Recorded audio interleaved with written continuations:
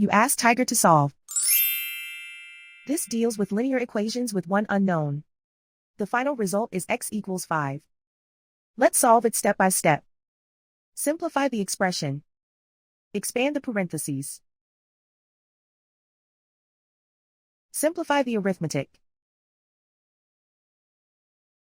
Multiply the coefficients.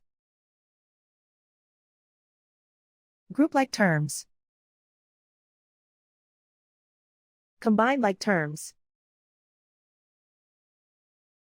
Group all x terms on the left side of the equation. Subtract 2x from both sides. Group like terms. Simplify the arithmetic. Group like terms. Simplify the arithmetic.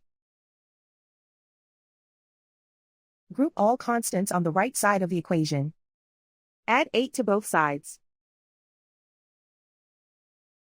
Simplify the arithmetic.